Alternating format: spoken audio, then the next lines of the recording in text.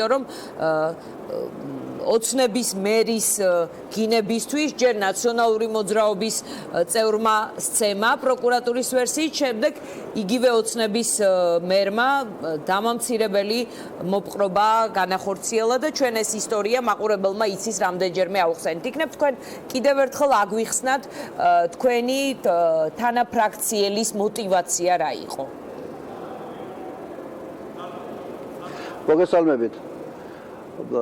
ის შემთხვევა, რაც მოხდა საგანგაშო და უმკაცესად უნდა დაესაჯოს ის ადამიანები, რომლებმაც ეს ბარბაროსობა ჩაედინეს და ფაქტია, რომ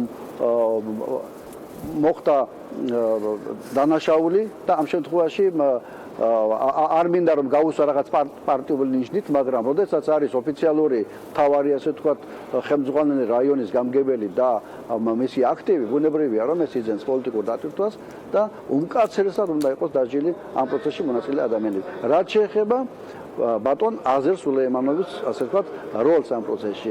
აზერ სულეიმანოვის ოფისში, რომელიც არის ჩაიხანა, რომელიც არის მისი კაბინეტი და ნაციონალური მოძრაობა იყენებს მას როგორც საკუთარ ოფისს, მოხდა შეკრება ადამიანებისა, რაიონის, ასე ვთქვათ, ავტორიტეტული პირებისა, რეგიონის სასულიერო ლიდერი იყო იქ, შეიხი, იყო ბატონი აზერი, ჩვენი დეპუტატი, იყვნენ ქართული ოცნების მაჟორიტარული დეპუტატები და სხვა ადამიანები. არავითარი, ასე ვთქვათ, პარტიული შეფერილობა ამას არ ქონდა და ნუ უსვამთ ხაზს, რომ ნაციონალური მოძრაობის ოფისში რაღაც მოხდა.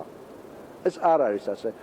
ამ შეკრების მიზანი იყო გარკვევა იმ ვითარებაში, როდესაც ერთმა ახალგაზრდა კაცმა, რომელიც არის ქართული ოცნების აქტივისტი, ნაციონალური მოძრაობის სახელით დიდ მიტინგზე შეურაცხყოფა მიაყენა ადამიანებს, მნიშვნელობა არა აქვს, ეს გამგებელია თუ პოლიტიკური ფიგურაა და ამას, ასე ვთქვათ, ასაღებდა თითქოს და ოპოზიციური პარტიის წარმომადგენელი ჩადიოდა ამ დანაშაულს. აზერ სულეიმანოვის მონაწილეობა ამ პროცესში იყო ერთადერთი. ეკითხა, რატომ იყენებდა იგი ნაციონალური მოძრაობის სახელს და და ამის გამო მას ფიზიკური შეურაცხყოფა მიაყენეს თუ ამის შესახებ თქვენ ბევრი არაფერი იცით დეტალებზე? რაც შეეხება აზერ სულეიმანოვის პასუხს, მე მას დაურეკე, როდესაც კობახიძემ განაცხადა პარლამენტში ისე რომ სისხლსამართლის საქმე თუ რაღაცა აღძრეს, ისე რომ არც დაუკითხავთ, არც გარკვეულან ვითარებაში პარლამენტში აცხადებენ სახალხოდ. მე დაუკავშირდი ტელეფონით იმავე წუთას აზერ სულეიმანოვს და მე რაც მან მომიყვა, ის მოგიყევით თქვენ აქ და იგივე განაცხადა მან პრესის წინაშე. იმ ოთახში იგი ამბობს, რომ მას არავის ხელი არ დაუკარებია. ამას ალბათ შემდეგ გამოძიება დაადგენს. ამის შემდეგ რაც მოხდა და მერე მოხდა ის აშინელებები, როდესაც შეურაცხყოფა მიაყენეს ადამიანზე, რომელსაც გამგებელი ჩაერთო, არავითარი კავშირი აზერ სულეიმანოვთან მას არ აქვს. მისი კაბინეტი, ოფისი თუ ასე ვთქვათ, ჩაიხანა, გამოყენებული იქნა ვითარების გასარკვევად. მეტი არაფერი.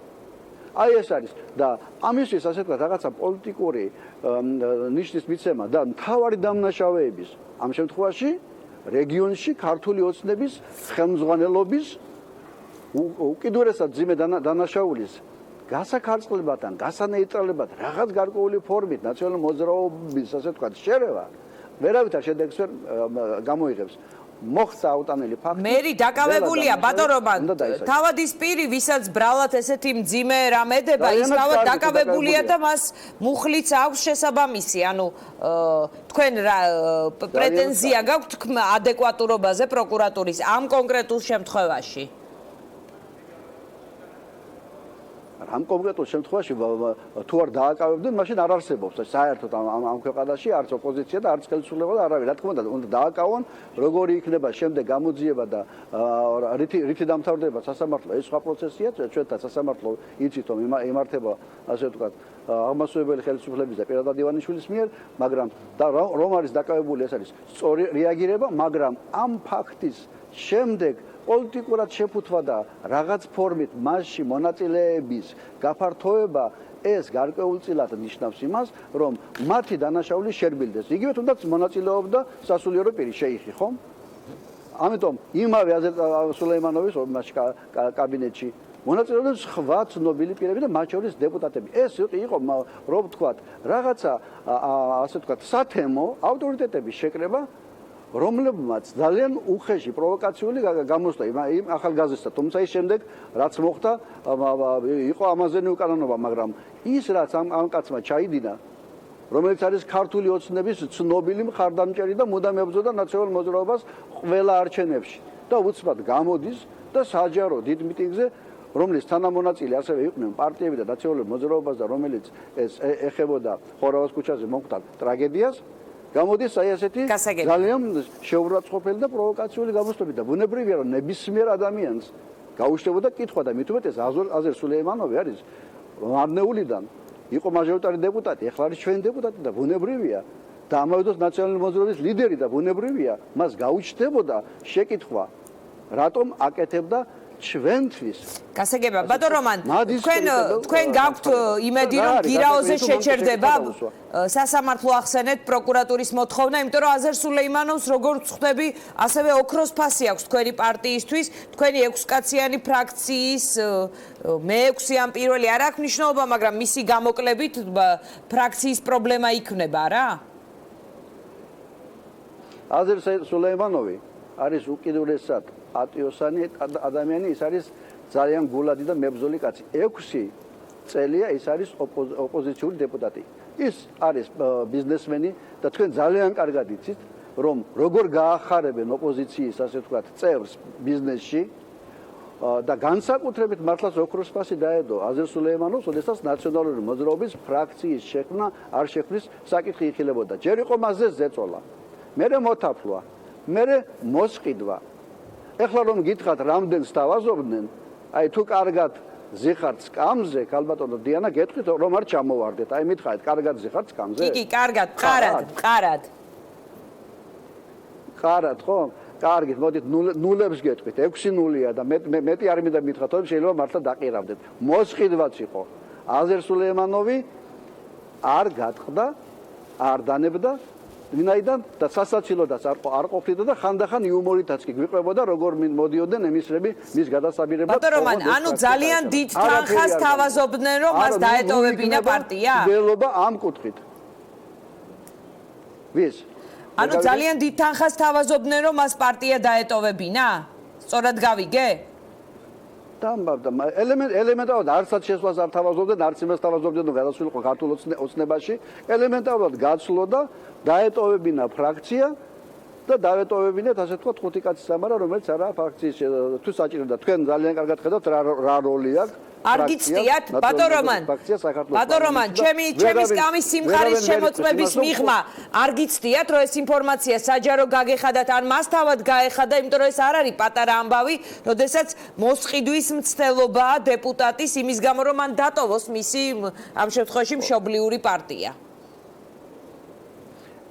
ეს ყოფილიყო საჭირო ის ამას თავის დროზე განაცხადებდა ის რომ ზეწოლები და მოსყიდვები არის ეს არის ახალი მთელი ნაციონალური მოძრაობის მაჟორიტარული დეპუტაცია პარლამენტში არჩევნების დამთავრებისთანავე როგორც კი ამ ოთახებში შემოვიდნენ გახდნენ ქართული ოცნების წევრები და ფრაქციები ასე ვთქვათ დაირტყეს და ეს ბიზნესმენები ასეთი დეპუტატები ყავდათ შეგროვებული თავის დროზე ბატონ რომან თქვენი პარტიის ამბავიცაა ეს შევწით რას ვიზდა ხანდახან ჩვენც მოგვდით შესაძლებლობა და ის დეპუტატები ეხლა აგერ არიან პარლამენტში და ქართული ოცნების სახეს წარმოადგენენ რომლებიც ერთდროს ჩვენი იყვნენ და როგორ ეს არ არის ასე ვთქვათ ანპირდაპირი ან ირიბი მოსყიდვა ან პოლიტიკური კორუფცია ეგ ვიზღა უკვირს და მით უმეტეს ეხლა როცა ქვეყანას ფულიანი მართავს ბატონ რომან ეგ ვიზღა უკვირს იმ პირობებში როდესაც დღეს ოცნების დეპუტატები თავრობის გადადგომას ითხოვენ დიახ ბატონ რომან ეს უკვე ნაკლებად გასაკვირია მაშინ როცა ისეთ რეალობაში აღმოჩნდით როდესაც ოცნების დეპუტატები ღიად ითხოვენ პრემიერის წასვლას და თავრობის გადადგომას მინდა ბოლოს კითხოთ თქვენ რა განწყობას წააწყდით დღეს პარლამენტში ამ მიმართულებით და რა ინფორმაცია გაქვთ თქვენ დიახ არა თქვენ როცა ამბობთ რომ ოცნების დეპუტატები პრემიერის გადადგომას ითხოვდნენ ეს იმას ნიშნავს რომ ოცნების დეპუტატებს თურმე აქვთ ავტონომიური მოქმედების საშუალება და ოცნების დეპუტატები თურმე დამოუკიდებლები არიან არ არის ეს სწორი თქვენი ეს შეკითხვა არ არის სწორი აბა მითხარით ვის კვალდაკვალ მაშინ ხო გასაგებია ბატონ რომან ბატონო რომან გასაგებია თქვენ ერთი ამბობთ დეპუტატი მითხარით გუშინდელ შეკრებამდე. არა მე გუშინდელი შეკრების შემდეგ დიახ გეკითხებით. ბატონო რომან წვანე აუნთეს ფაქტია ამის გამო მას თქვენ პარლამენტში ხართ და ამიტომ გეკითხებით მანდ ადგილზე რა განწყობებია მაშინ მე გეტყვით გუშინდელ შეხვედრამდე არც ერთი დეპუტატი ვერც კი გაბედავდა გეთანხმებით სრულიად აი აქ კულუარებში საუბარს იმიტომ რომ მათ უნდა იცოდნენ ივანიშვილის განწყობილება და როდესაც მიდიოდნენ იმ დიდ შეკრებაზე სადაც მონაწილეობდა მთავრობა დეპუტატები და ყველა ერთად აი ასეთი გრანდიოზული შეკრების თავარი ასე ვთქვათ შედეგი მათ ეგონა რომ ივანიშვილს უნდა პრემიერ-მინისტრის გადაყენება და რაღაც შეფარვითაც ადასტურებდნენ ზოგიერთები და გულში ეცინებოდათ რომ ასე გაჩვენებდნენ თქვენ თითქოს რაღაც ინფორმაცია იცით როდესაც არავინ არაფერი იცოდა გუშინდიდან მოყოლებული შეიძლება დღეიდან ვიღაცები უკვე გამოჩნდნენ და მოითხოვენ პრემიერ-მინისტრის მოთხოვნა გადაყენება იმიტომ რომ გუშინ გადაყენების ფაქტი ვერ შედგა ეს იყო ძალიან უცნაური ამ ავტორიტარული ერთმართველი სისტემის პირობებში პირველი დიდი ბზარი და არ არის გამორიცხული მომავალში დიდი ოპოზიციური განხეთქილების შექმნის საფუძველი ქართულ ოცნებაში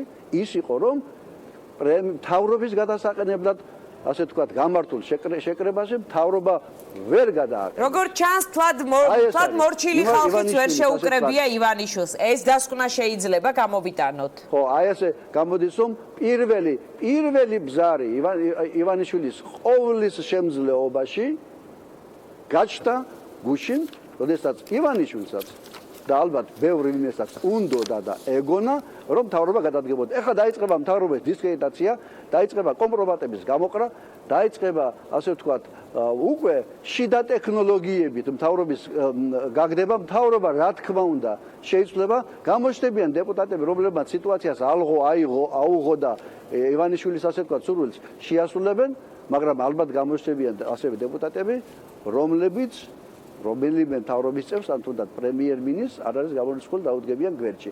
ქართული ოცნების პოლიტიკური ასე ვთქვათ შიდა სამზარეულო აიჭრა. ასე იყო წინა შემთხვევაში, როდესაც ჯერ რესპუბლიკური პარტია გავიდა, მერე ალასანიას პარტია, მერე გუბასალანიძის, მერე ვიღაცები იქ იყვნენ გასაგებია. მოკეთ თქვენ რაღაც ტიპის მოძრაობებს ვარაუდობთ ამ გუნდში. მაგრამ როგორ ჩანს, მაინც განხეთქილება, მაინც რაღაცა დიდი მადლობა. სუნი ასე ვთქვათ დადის იმაში. დიდი მადლობა რომან გოცირიძეს ის პარლამენტიდან გვერდთვებოდა მე მაყურებელს უკვე უთხარი რომ პარლამენტში ასევე შეკრებილი იყო დღეს დროებითი საგამოძიებო კომისია რომელმაც ხორავას საქმეზე